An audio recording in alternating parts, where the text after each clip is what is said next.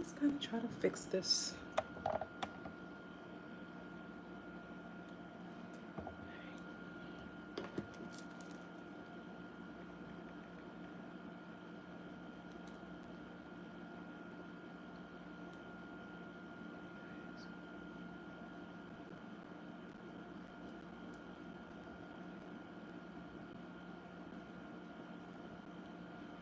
Right here.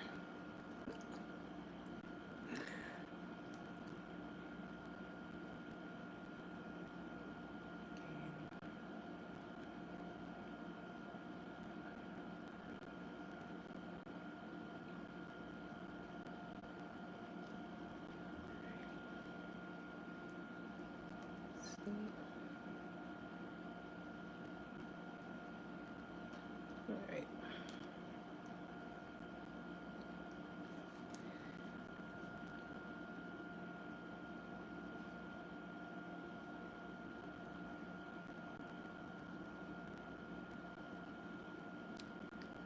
Just gonna give it a little bit to let a couple more people in. I'd love to begin these live chats where the session starts right away, but gotta give people some time to come in.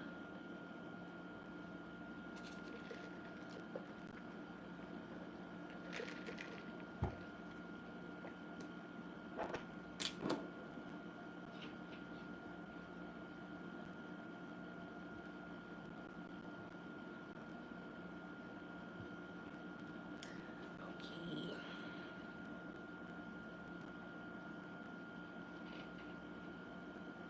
All right, it's good. Some people are coming in. I'm hoping 9 o'clock is a good enough time for you guys, so I can start doing these lives a little more around your schedules, so I know how hectic they can be.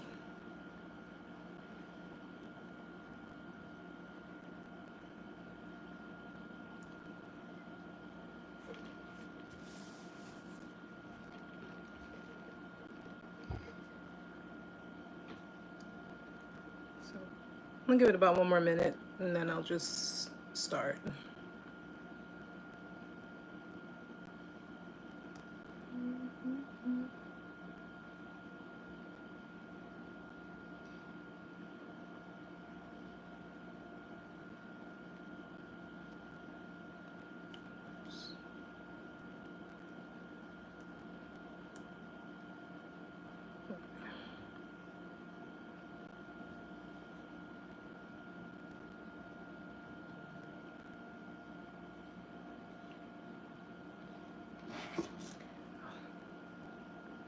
All right, we'll just start getting into it. I guess when people start coming in, they'll catch up to us.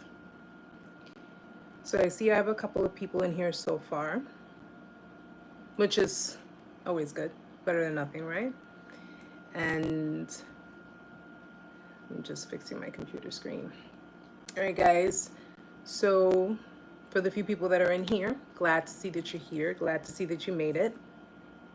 And for the others that will be joining us probably a little later, I guess they'll catch us wherever we're at, or they'll end up just seeing the video once YouTube decides to, you know, stream it as is. So guys, welcome to Intuitive Vibes. Okay, if anyone is new, anyone joining the chat is new, welcome to my channel.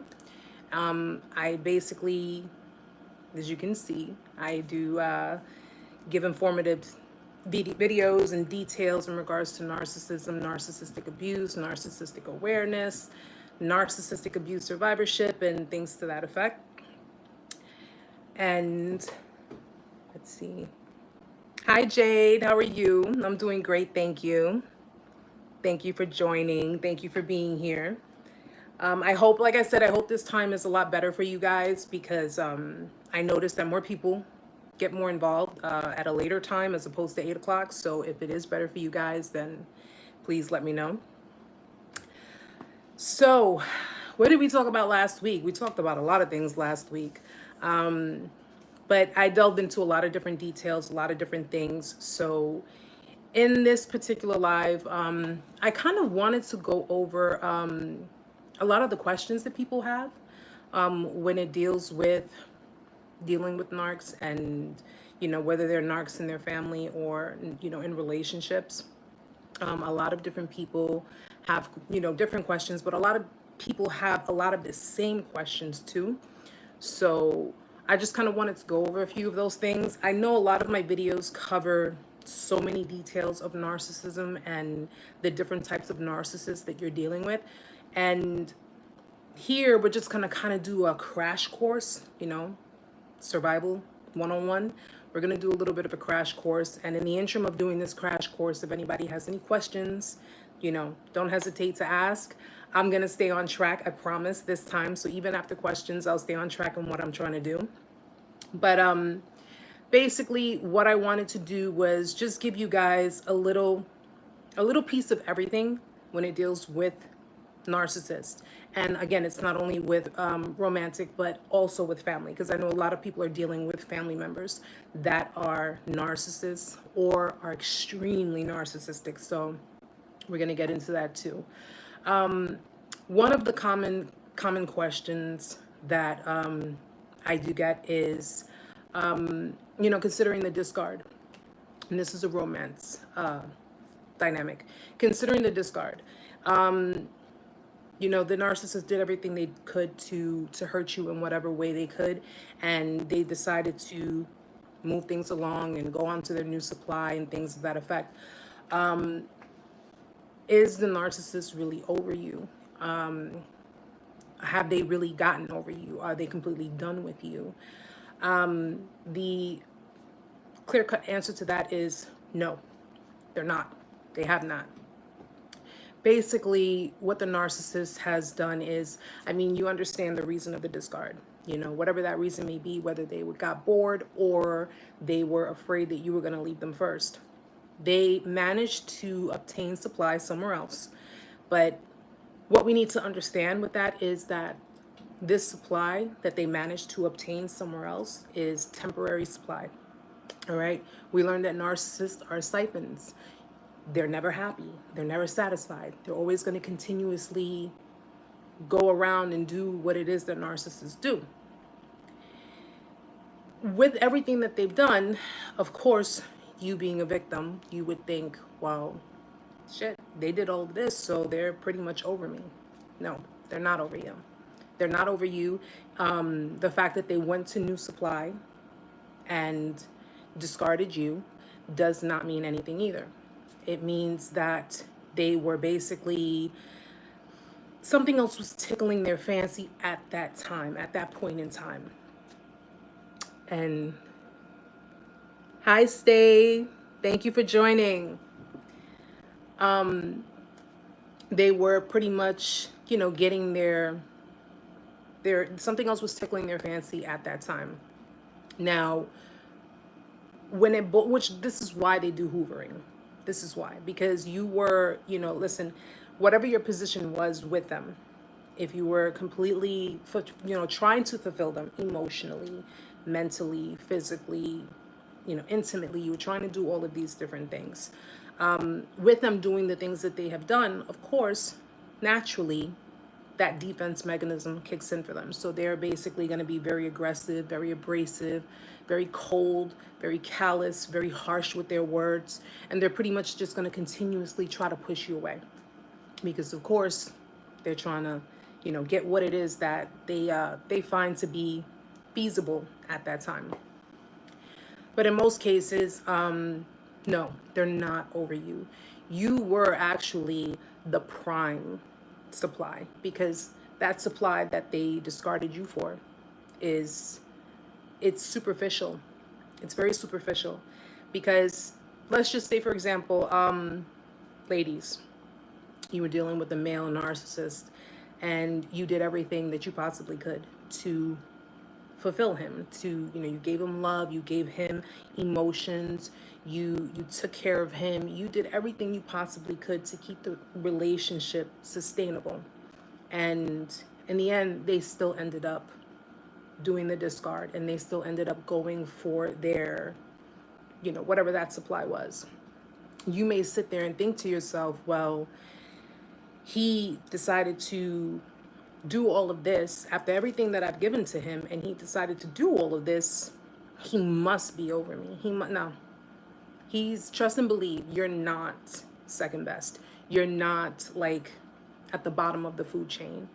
It's just basically, I like to correlate narcissists with people who have ADD.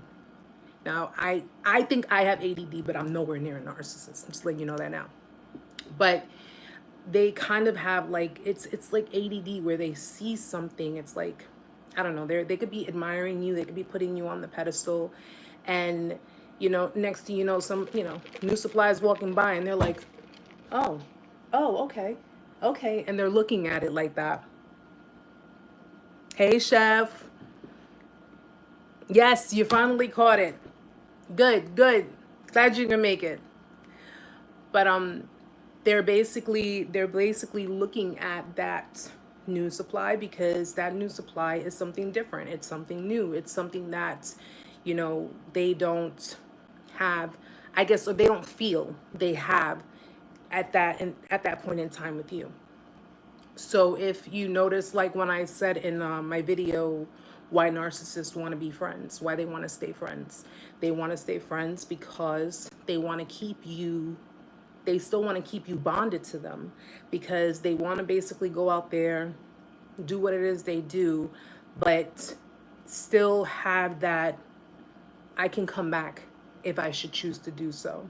Which is kind of why they periodically and randomly contact you. I don't know if it's happened to you, but that's also the reason why they would do it. It's because they want to keep you, they kind of want to keep you stuck. They want to keep you in that, stuck in that area. Our Peaceful, welcome. Okay. Yes, Chef says to pick your brain and drain our good energy with no boundaries. Absolutely. But at that point in time, just remember that if a narcissist ever did discard you, it does not mean, and I want you guys to understand this. Do not internalize that as it meaning I'm not good enough.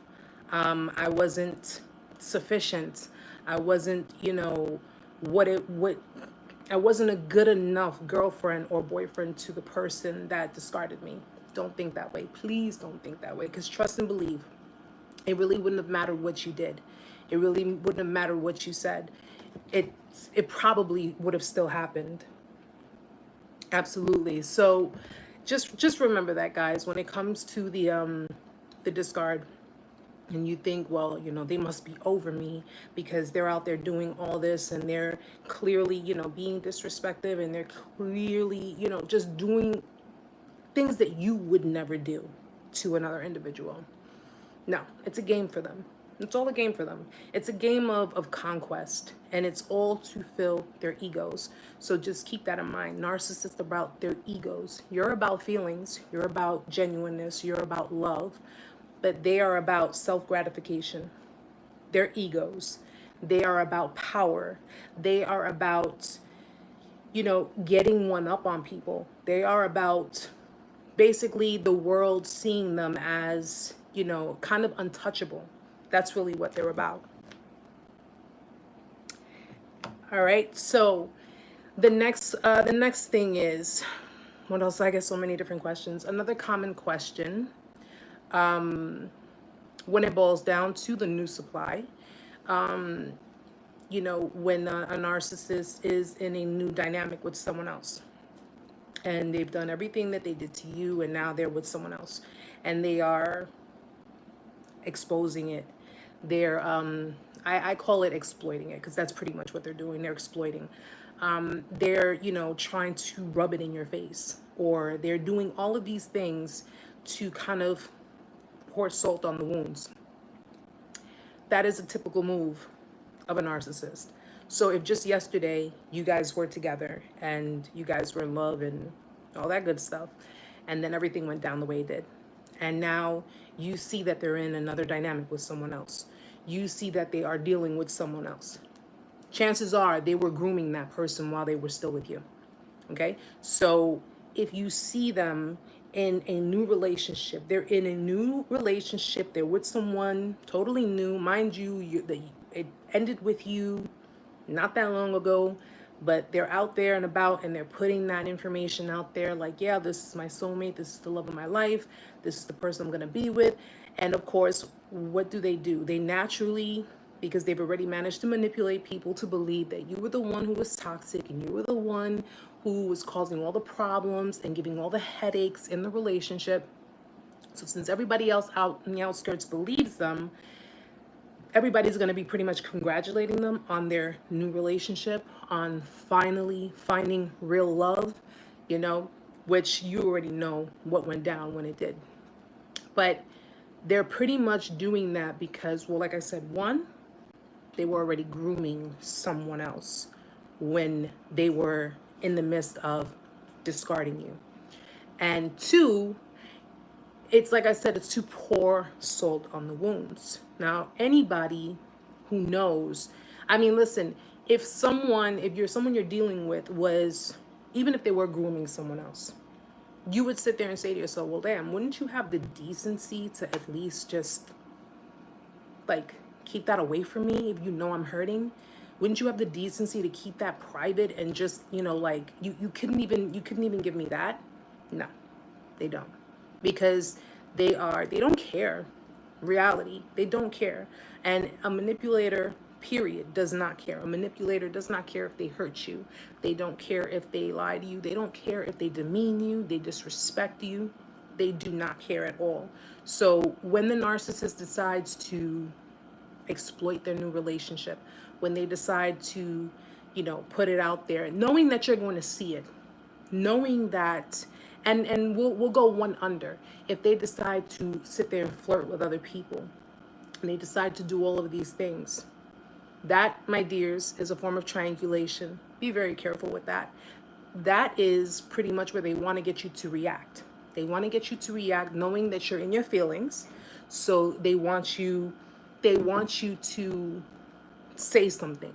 So what they'll do is they will accumulate a harem of different people. So like, if, you know, you guys, if you are dealing with a female narcissist and she went and she did what she did, and you are confused because you're in that stage, you're confused, you don't know what's going on, and yeah, you fall into that pattern of obsession. We're not going to lie about it, guys. We fall into the pattern of obsession where we are trying so hard because it's racking our brain. We're trying so hard to figure out what the hell is going on that we become obsessed. And we go and you look at their social media, you may even go do one further. If you see her posting up a picture, you may go and see who are all these dudes that are commenting or whatever the case may be. And you might try to find out. Yeah, dark night of the soul is definitely a very key thing when it comes to, because dealing with the narcissist, it triggers your trauma. It triggers things within you.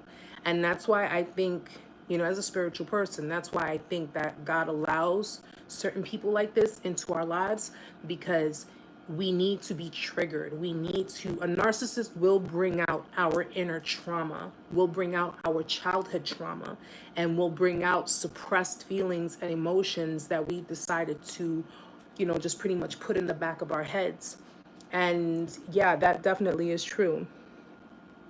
Oh yeah, yeah, you definitely feel like, well, in the interim of it, you will feel like you're going crazy. And that's because of the gaslighting. Okay? The gaslighting is very common. So, you know, again, I'm staying with you guys. If you guys are dealing with a female narcissist and you're like, you know, damn, like, you know, how could you do this when we literally just ended, like, let's say a week ago or 2 weeks ago? You know, I don't know how soon, but again, you know, female narcissists are known to be pretty stealthy with things. But you'll find yourself looking at their social media. You'll find yourself, you know, constantly, and to someone who does not really understand the experience, they will sit there and look at you like, yo, what the hell is wrong with you? Why are you giving yourself more pain by doing all of this? This is all part of the process. okay? Because you had a trauma bond with someone. And having a trauma bond with someone means that you're still physiologically and emotionally and energetically, you're still connected to that person, especially when you didn't get any clarity, especially when you didn't get any closure. You're still in connection with that person. And that stage of after the discard, that stage can last a while. It can last a while, to the point where, you know, you're in your feelings, you're confused. So you might even find yourself after some time trying to go back. And some people may look at you like, yo, are you crazy, dude? Like, remember what she did to you? Because your brain, listen, releasing yourself from a narc is like coming off of drugs. It's like coming off of drugs. And I've never done drugs before, but I've had an addiction. I used to smoke cigarettes, and I know that addiction. That addiction is a very, very big addiction. So when you quit smoking cigarettes, what happens? You go through withdrawals. Your body goes through withdrawals because you're trying to now train your brain to be without cigarettes. That's the same thing with dealing with someone who is a narcissist. If you break up with someone mutually, if you break up with someone, and I'll do you one better, if you break up with someone who was, let's say, you know, who cheated on you. Let's just say that. They don't have to be a narcissist, but, you know, they cheated on you. And obviously your trust was broken. You are going to feel hurt. You're going to feel pain. You're going to go through the motions, but you're not going to be,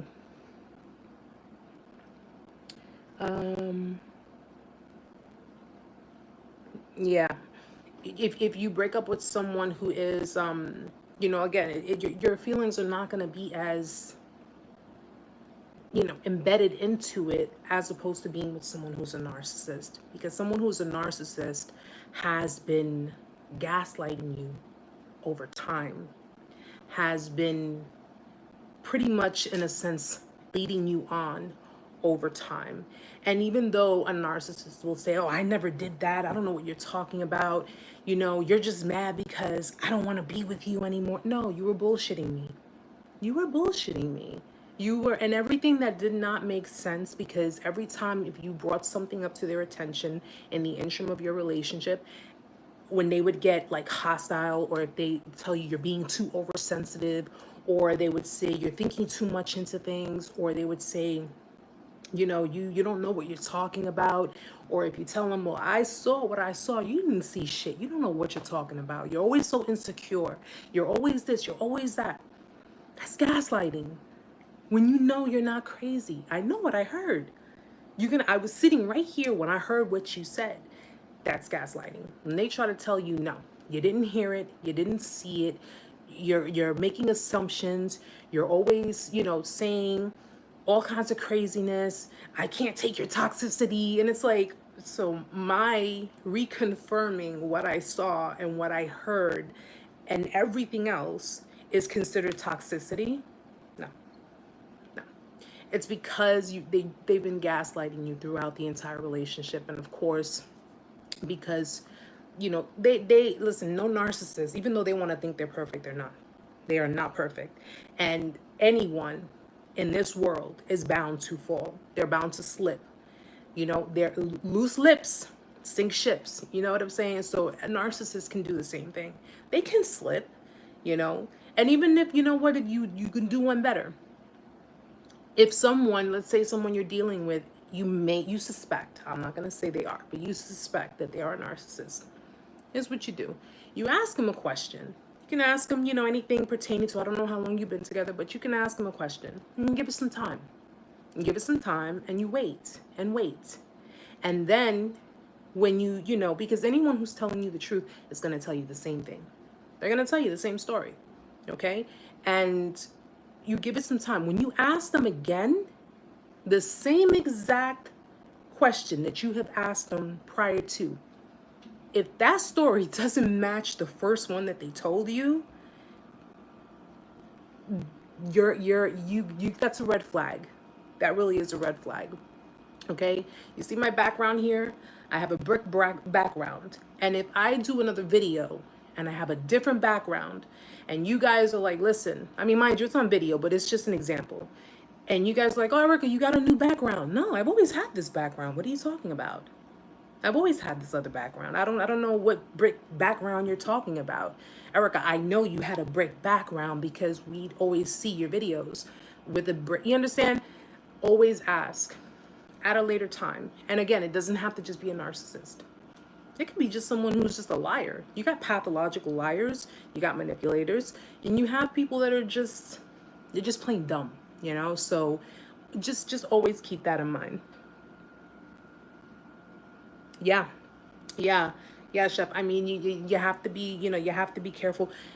Listen, I don't make excuses for everybody, but me personally, like I can't remember. I can remember certain things, and like it's crazy because my memory is like, you know, I actually have to take ginkgo biloba because my memory, it gets really really bad, but I remember certain things. And that's another thing, guys. You will always remember certain things because certain things will stick out to you. And like I told you guys last week, things stick out like a sore thumb.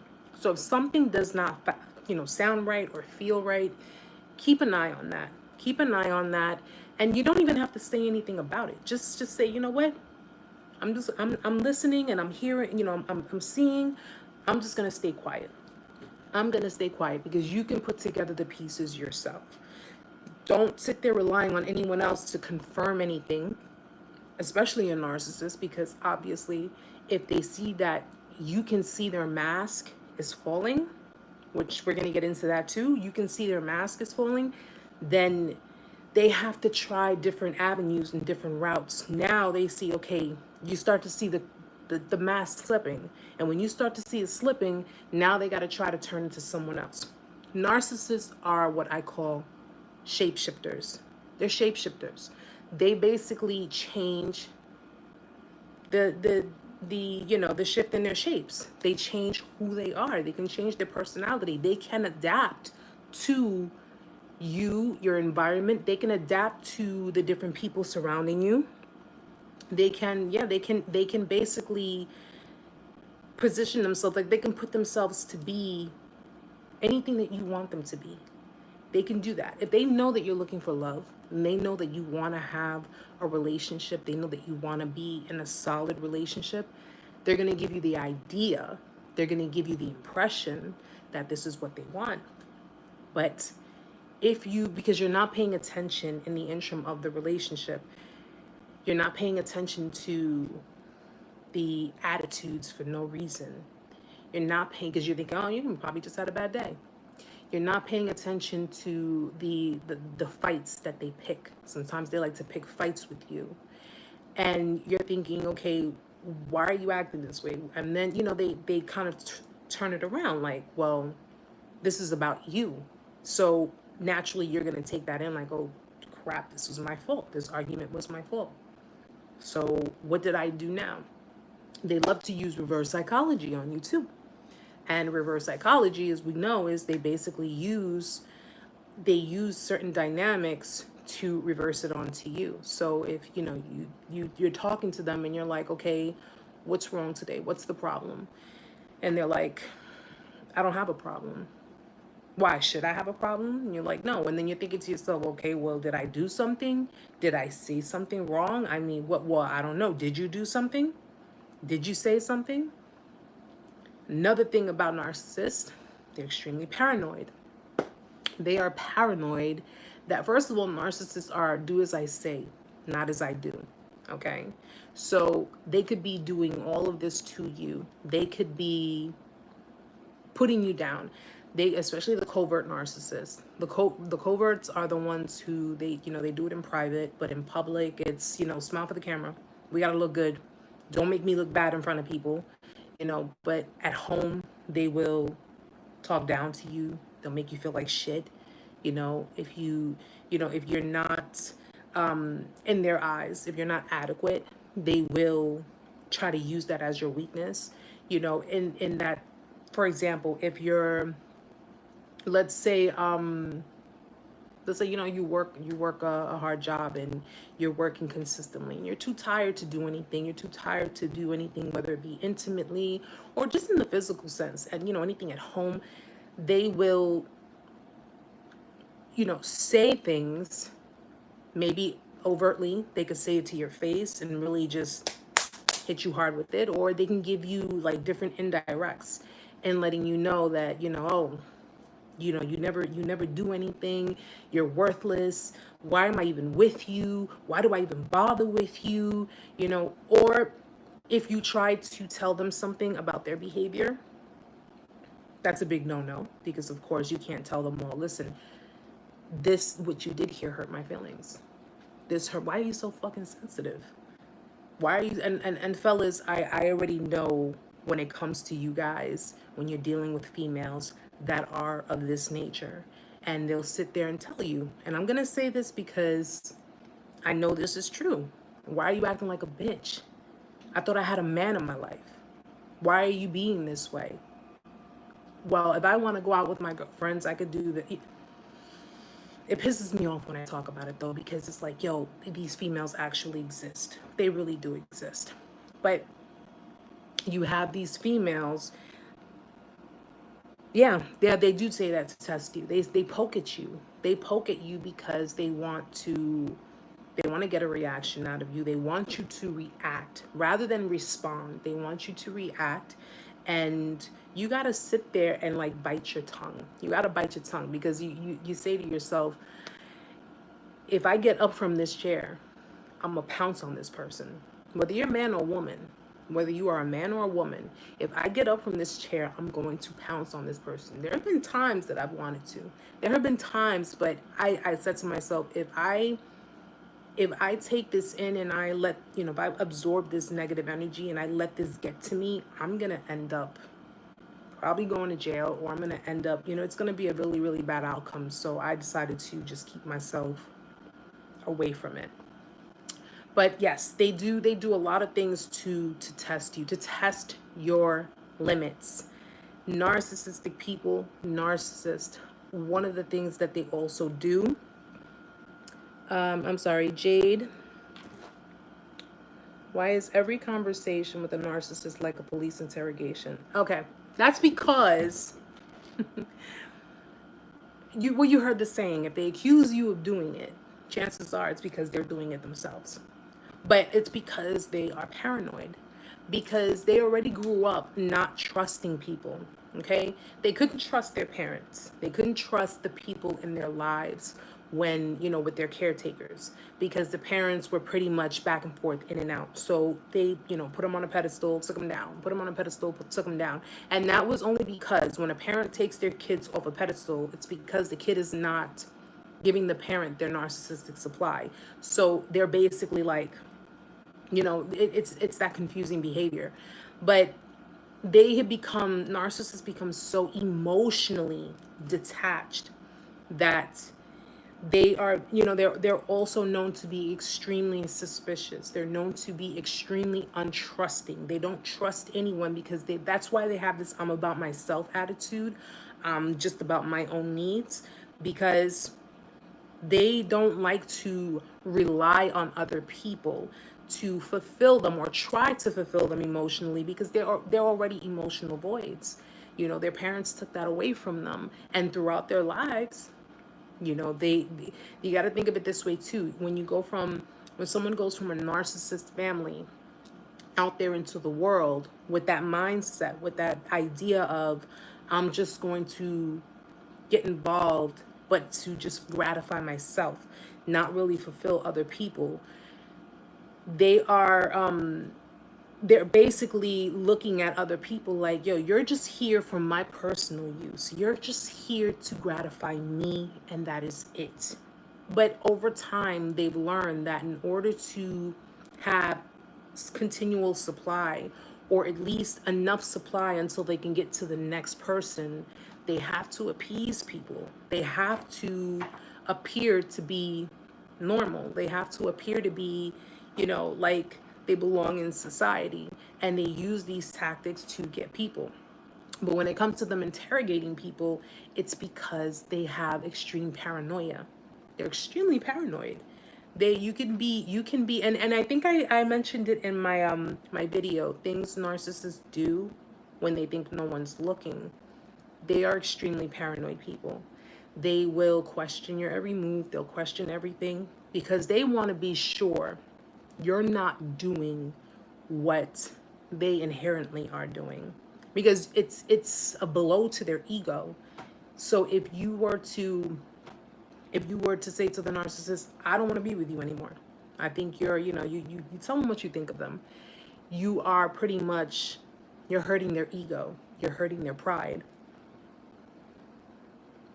No, they don't trust themselves either. They're basically, they're just that walking void. They're just a void walking with the mask, trying to, and it's a mask of so many different faces. A mask of normality, a mask of contentment, a mask of, independence, a mask of, I can fit into this world. Failing to understand that this world is filled with a lot of different people who have their own issues and traumas, but your trauma wouldn't mean shit to a narcissist. They really don't care about your trauma. And they don't even look at their condition as being a trauma, because that is pretty much what a narcissist is. If you remember, I did the CPTSD, and I strongly believe that narcissism is a form of CPTSD. It's a form of complex post-traumatic stress disorder, because over the years, over time, they have been neglected. They've been emotionally, mentally, and in some cases physically abused. I relaxed. Yeah. Yeah, they use these masks to just give this impression to the world, that they just want to give the impression that they're normal. Deep down inside, they don't feel normal. They don't feel, they don't feel. They just don't feel. That's just the end of the sentence. They don't feel. And they don't feel because they were trained not to feel. They were trained to just be about themselves. That is it. The interesting thing I learned, because I was going back through my old videos, and when I learned about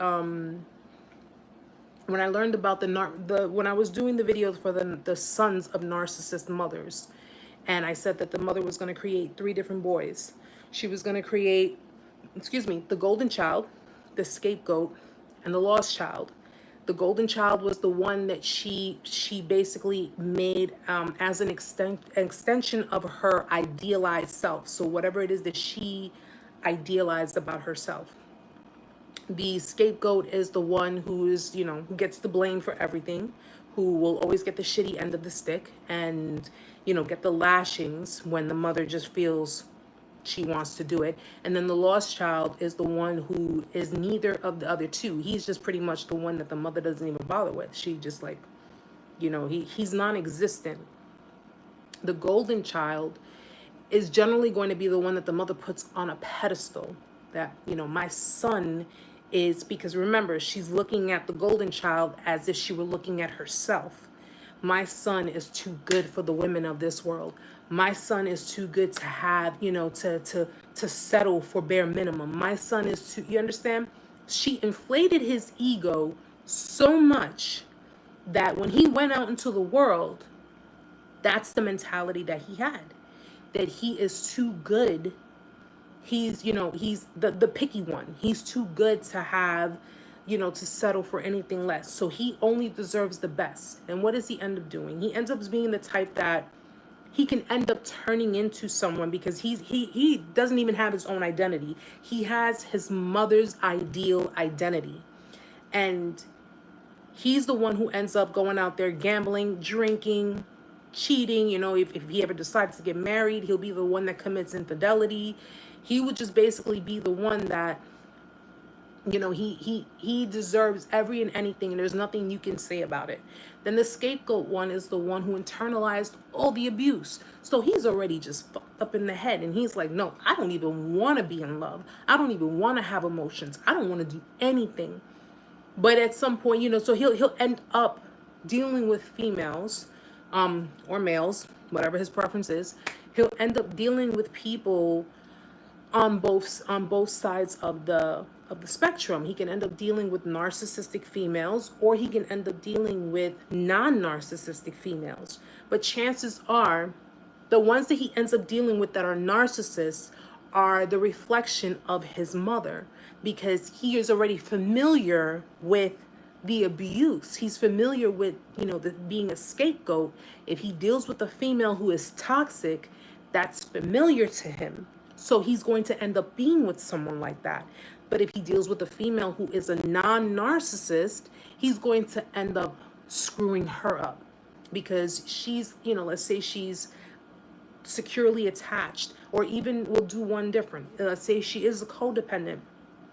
He'll end up treating her like garbage. He'll end up treating her like she's nothing compared to dealing with the female who is a narcissist, because she's an image of his mother. Yes, they do feel shame. They don't feel guilt.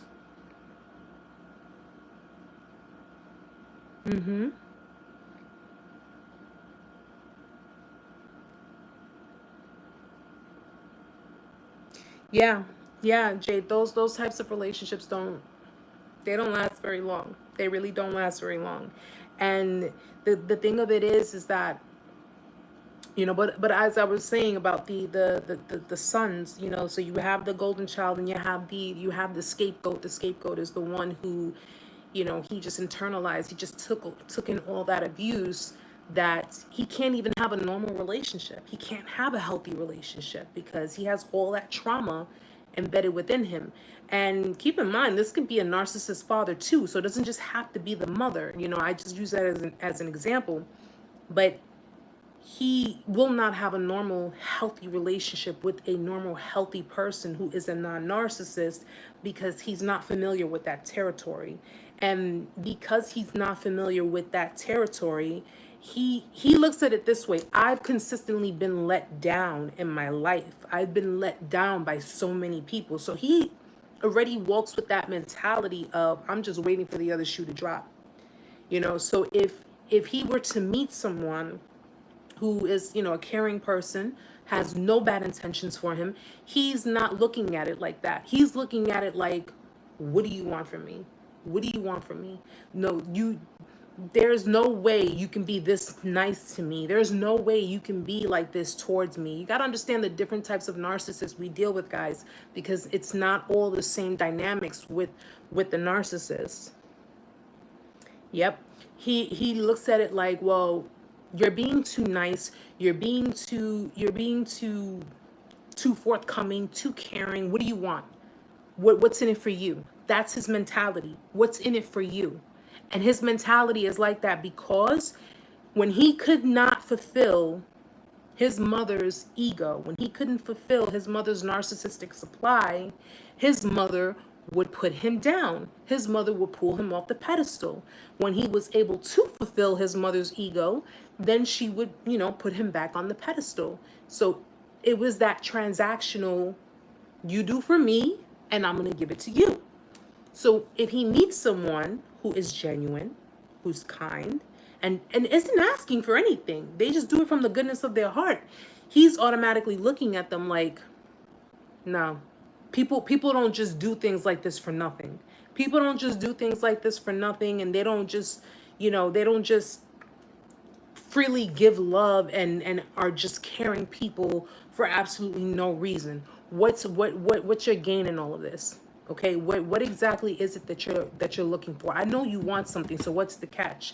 That's his mentality, and that's how he sabotages what could be good relationships, and ends up falling more for the narcissistic females because, okay, yeah, the narcissist female, yeah, my mother used to do this, my mom used to do that.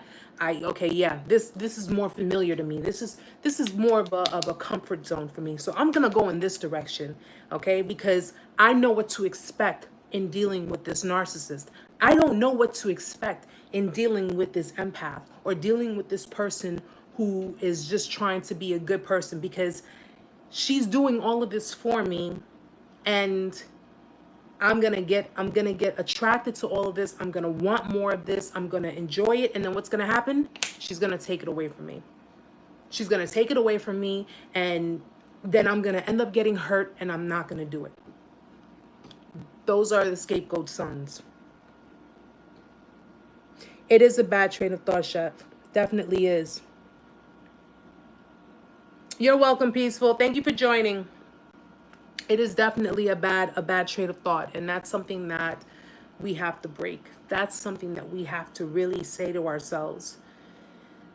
If you want to be happy in life, you want to have a peaceful life, you want to be in a relationship where there is, I mean, listen, you're going to have problems, we all do, but if you want to have minimal toxicity, because problems and toxicity are two different things, and that's the issue that people mistaken it for. Problems are, you know, it's me and you, and we have the problem, and we got to face the problem. Toxicity is where it's me versus you. That's, you understand? That's the difference. That's the complete difference. So when we understand the difference between the two, then we can understand, you know, and plus we got to understand our own behaviors. We got to understand, what are we doing to contribute? Because even though we talk about narcissists, yeah, we can talk about them all day, but there are also things that we got to take accountability for. If you go to a therapist's office, they're not just going to sit there and just point the finger to the narcissist. They're going to tell you, well, what have you done to contribute to this as well? Because if you are, for example, a codependent, you have contributed. And I've said this before, you have contributed. Maybe you're not thinking about how you have contributed, but you have contributed to the dynamic as well. I mean, yeah, minimal, at least minimal, you know what I'm saying? Like, we want to go for no toxicity, but if we can go for at least bare minimum, you know, we'll try and do that. And if that still doesn't work, then just, you know, then just leave it. I mean, listen, I'm a big believer in God, and I don't believe in giving up on people when it comes to at least pointing them in the right direction so they can get the help that they need. But at the end of the day, it takes a lot for someone like me. It takes a lot for someone like me to give up. It really does. And if ever the day comes that I gave up on, you know, on certain people, it's because I had no choice. I had no choice. But when it boils down to, you know, when it boils down to a narcissist, they are pretty much, you know, I empathize because that's just me. I empathize because that's just who I am. But I don't agree with their behaviors. And yeah, their behaviors are extremely toxic. I empathize with them because they had their identity stripped from them at a very young age.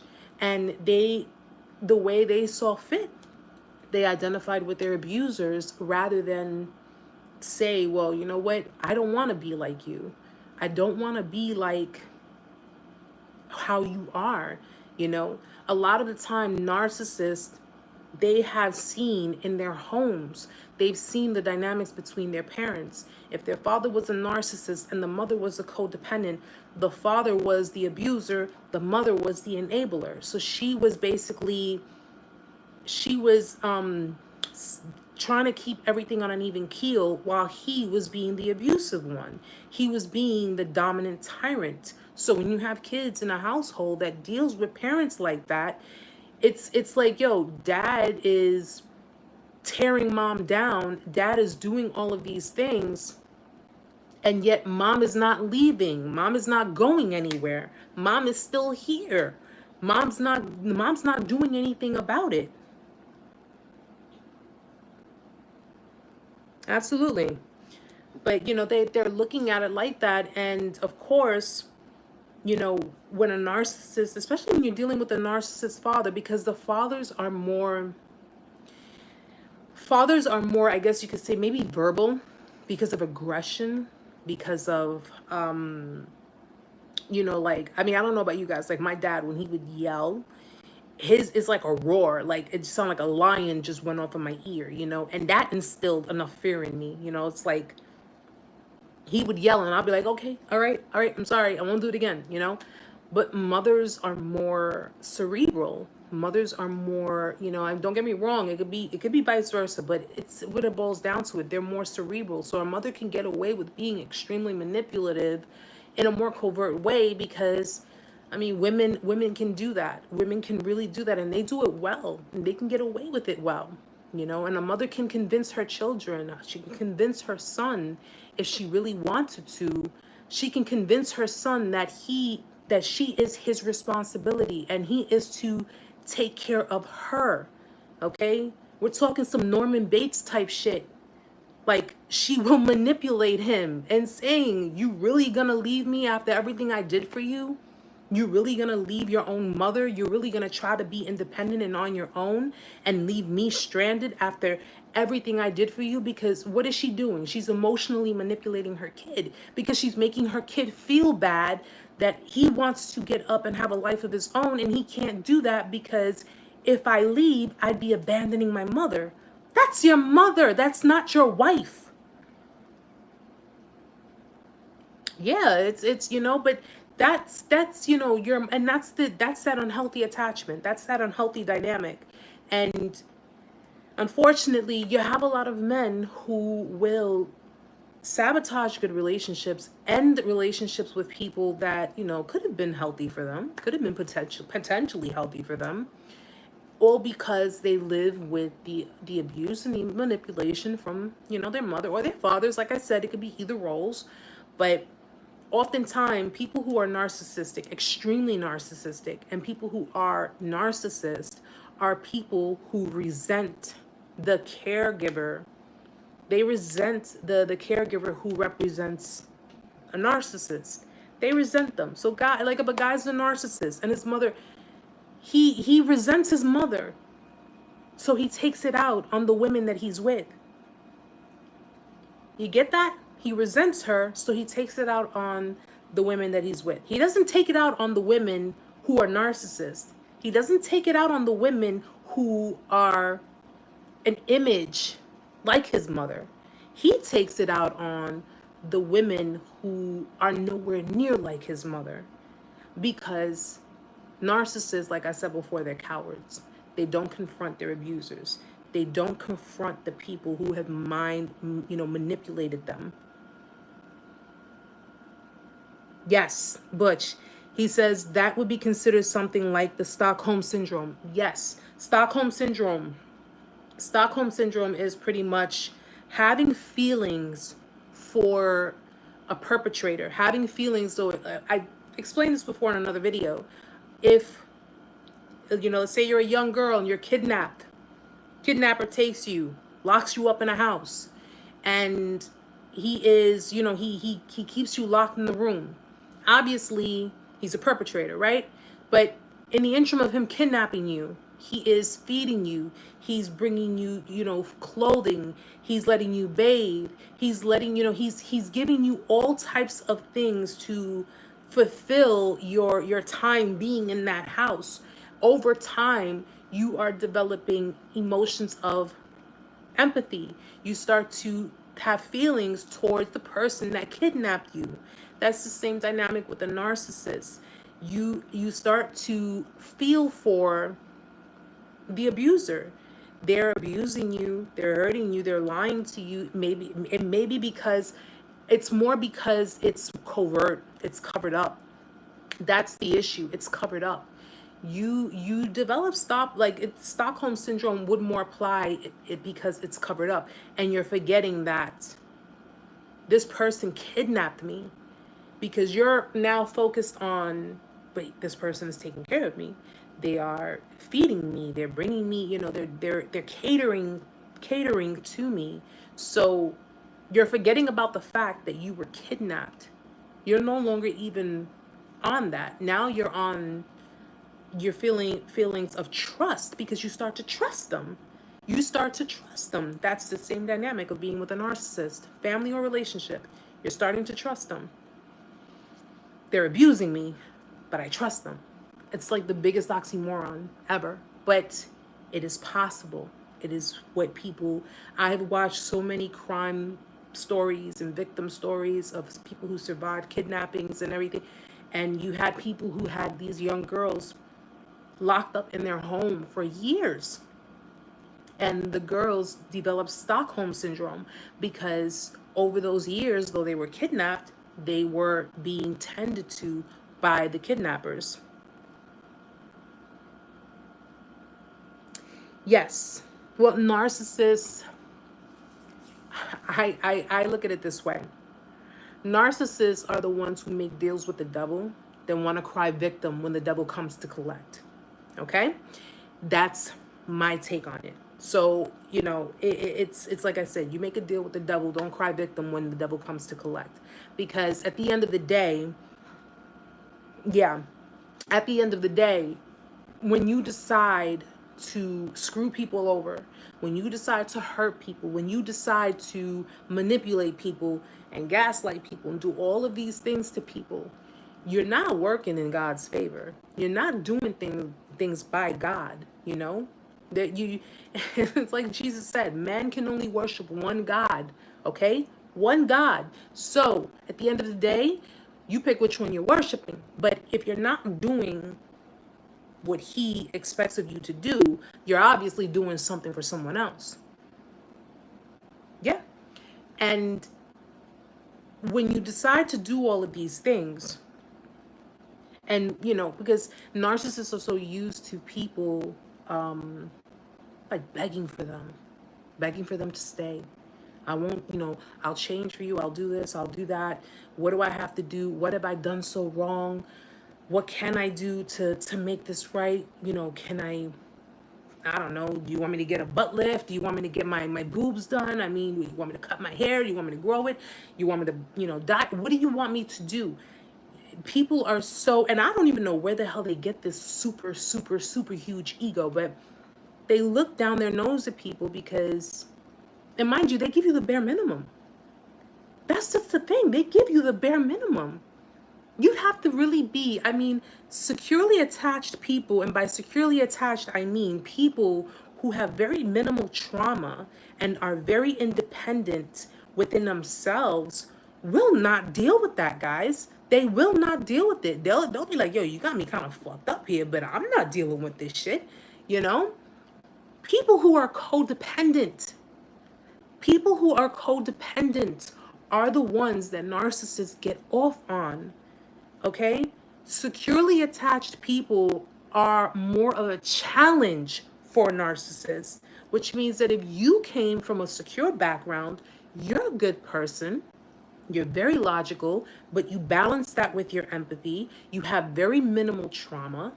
They look at it as a slight challenge, but they look more towards dealing with people who have codependent issues, where they think that you need to rely on them.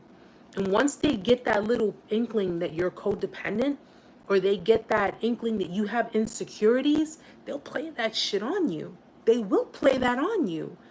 They'll do things to try to make you jealous. They'll do things or say things to try to get a reaction out of you, because it makes them feel like they have the power.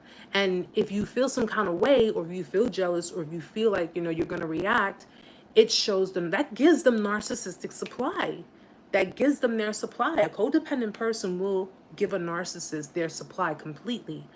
A secure person, maybe a little bit, but a secure person, if they can see through the bullshit a lot sooner, they'll tell the narcissist to go fuck themselves, because they're like, yo, I don't need you. I don't need to rely on you. I don't need to depend on you. And I don't need you to validate me. I can validate myself. A codependent person? No. A codependent person needs validation. They need to hear that they're loved. They need to feel that they're loved. They need to feel appreciated, because they were stripped of all of that when they were kids too. Yes, they do. Magnificent. I had to get out quick, fast, and in a hurry, still ducking and dodging the hoovering. Keep doing it. Keep doing it. Keep doing it. Keep doing it, because they're going to continuously try to get you back in that stage. They're going to try to get you back in that grasp, in that web. You know, if you notice also, And I'm just going to say this briefly. We'll just have to go more into it next week.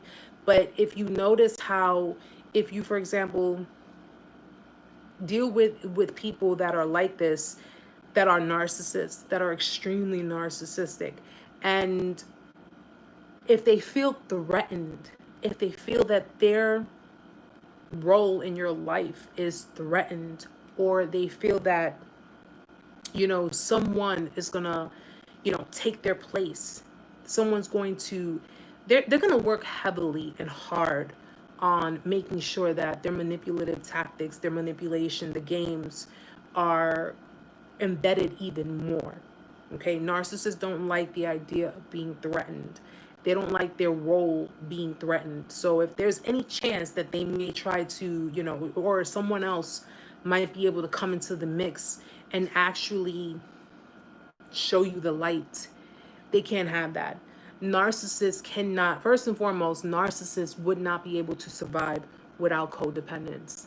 All right, guys, I'm not talking about superficial supply. I'm not talking about, oh, I throw up a selfie on Facebook and I got 500 likes. That may fill some supply for them, but they need other kinds of supply, and they need a codependent to do that.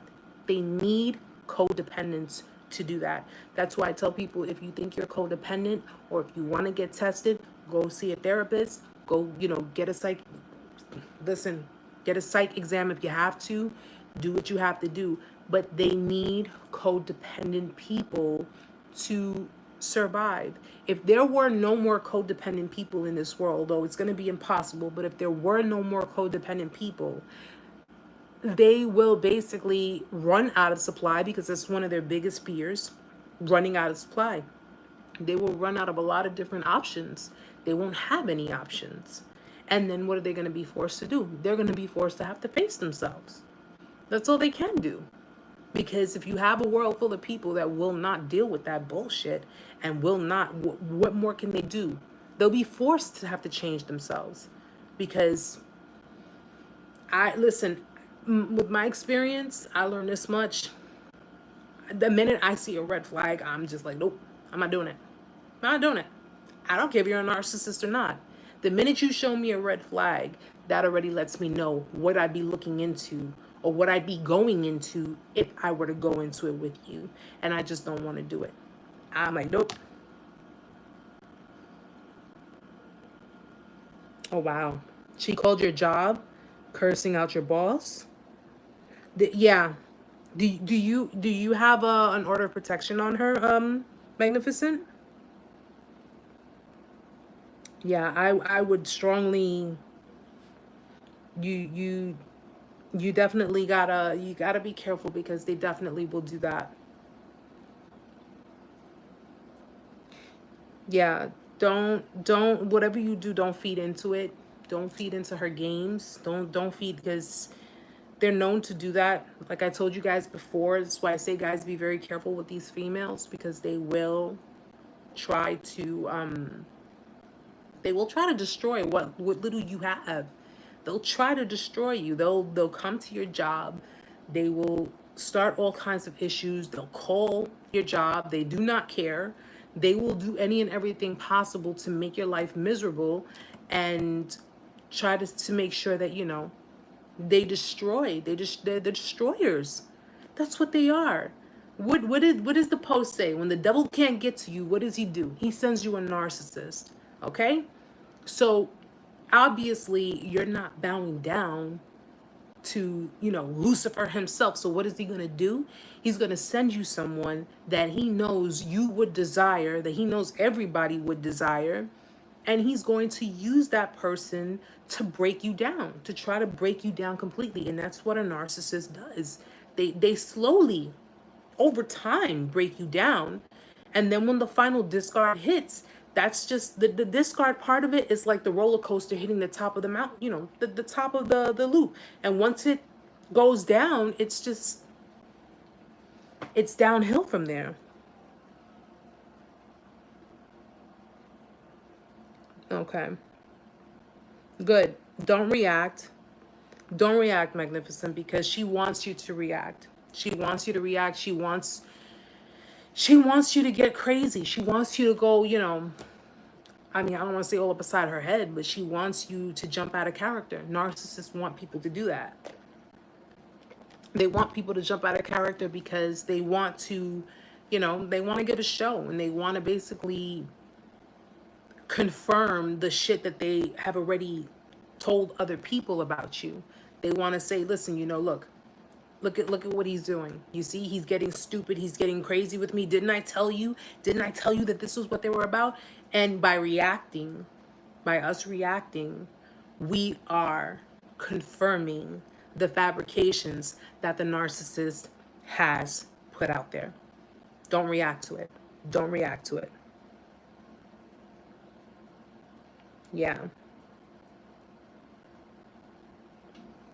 Yeah. When the devil can't get to you, he sends you a narcissist. And that's exactly what it is. Unfortunately, guys, we can't save them all. We can't obliterate them all. We can't do, you know, we can't, the only thing we can do is just move on, get on with it, you know, learn your lesson from it. I learned, you know, I've had many years. I didn't know throughout my life that I was dealing with narcissists. I didn't know I was codependent. I didn't know that I was willing to put up with verbal abuse, emotional abuse, manipulation. You know, I found myself, you know, sitting there while they would talk down to me and make me feel like I was garbage, make me feel like I was nothing. And I treated them like a king, like what, you know, what any woman, excuse me, in love would do.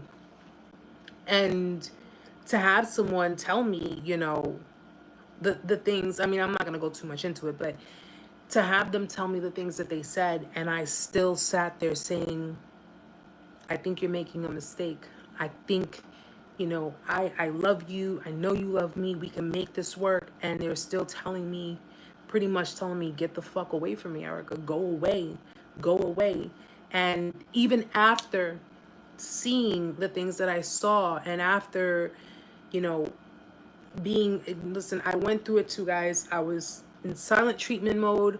They gave me the silent treatment. They gaslit me. They, you know, made me feel like I was going crazy. I was wondering why, you know, why this was happening. I got yelled at. I got, you know, they were verbally just disgusting, verbally disgusting. And all the while, you know, no closure, no clarity, no nothing. I went through it all. Yeah.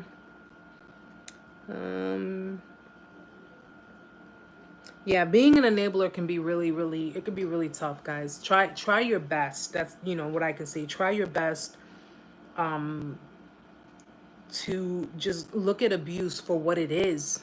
We got to look at abuse for what it is. Like, you can't stay in a dynamic where someone is hurting you and clearly does not respect you because they don't respect themselves. If they don't respect themselves, they're not going to respect you, you know, and clearly is looking at you like you're someone who needs them, or the other way around, looking at you like, you know, I didn't get what I want, so now I'm going to torment your life. I'm going to, you know, harass you and do all of these things. Don't let them get away with it. Don't.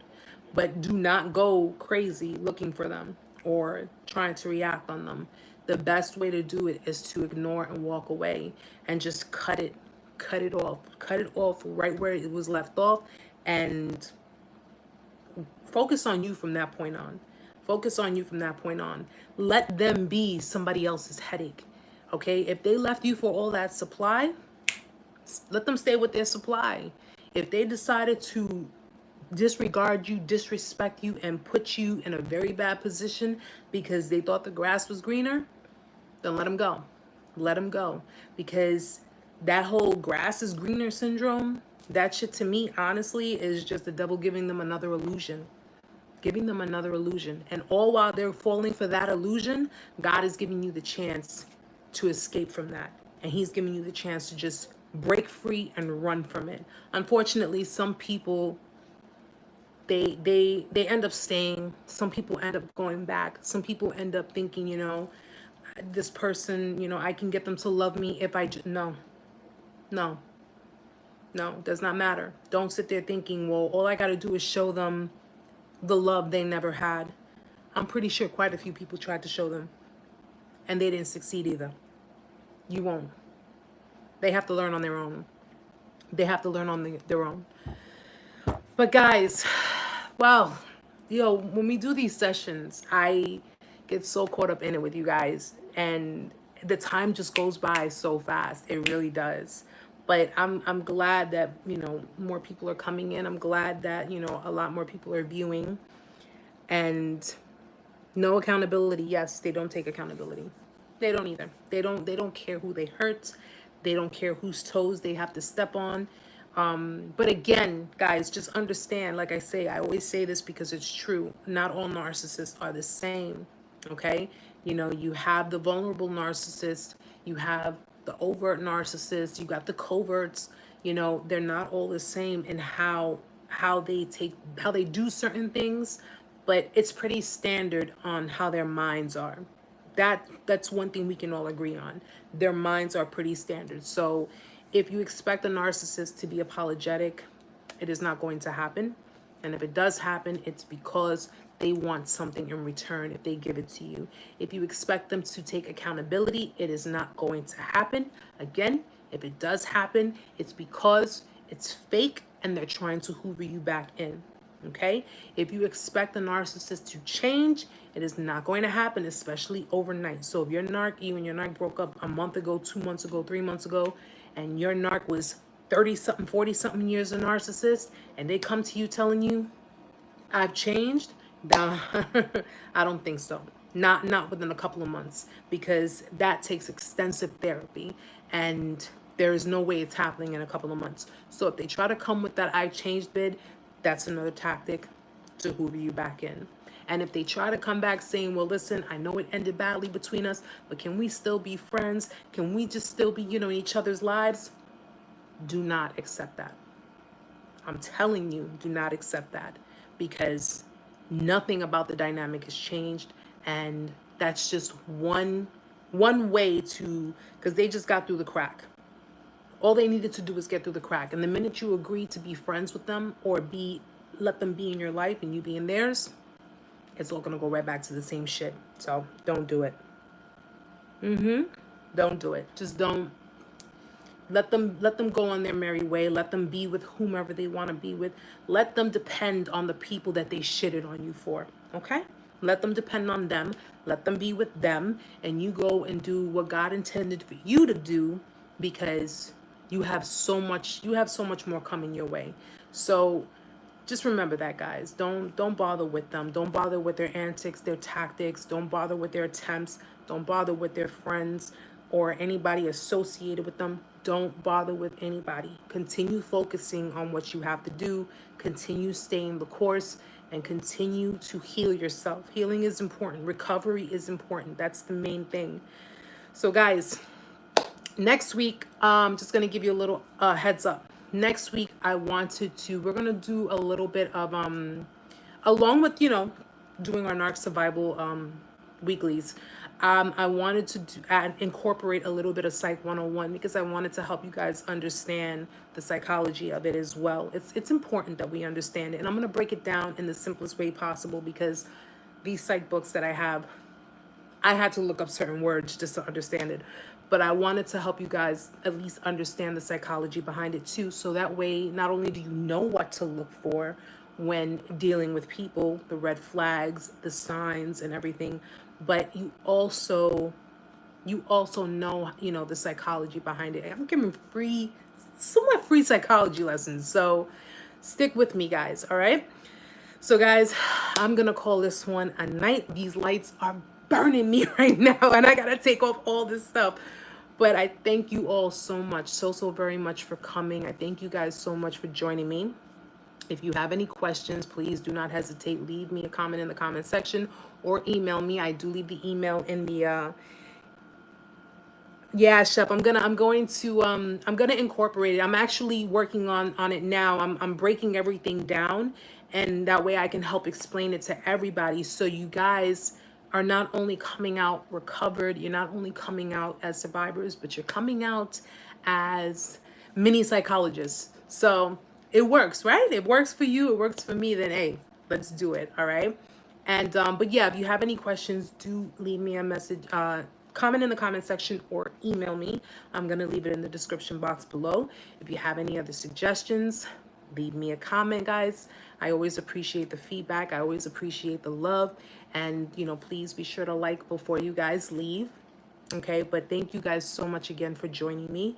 And for anybody who could not make it to today's live, you can always go back and see what it is that we've discussed. I'm glad I was able to at least get some of the questions out, because that was really what I was focused on. But, you know, I mean, listen, as long as I'm able to, you know, vibe with you guys, that's what matters to me. So guys, I hope you all have a great night. I hope you all have a great week. Be on the lookout for the next Sip Chat video. I should be having it, if not Friday, by Saturday. I'll probably upload it. We're going to be recording on this upcoming Friday, so be on the lookout for that video as well. And of course, anybody who's new, please be sure to go through some of my content. Be sure to go through the videos, and you never know, it might help you or even help someone that you know. That's what we look to do. Yes, Amanda will be with me on Friday, so we're going to be recording, and apparently she has a little surprise, so let's see what happens. But guys, thank you again so much for joining me. Love you all. I will see you guys next Tuesday, 9 p.m. Eastern Standard Time. Next Tuesday. And, you know, if you want, bring a pen and pad. You might learn a thing or two. All right? So until next time, guys, love, peace, and always namaste. Good night, guys.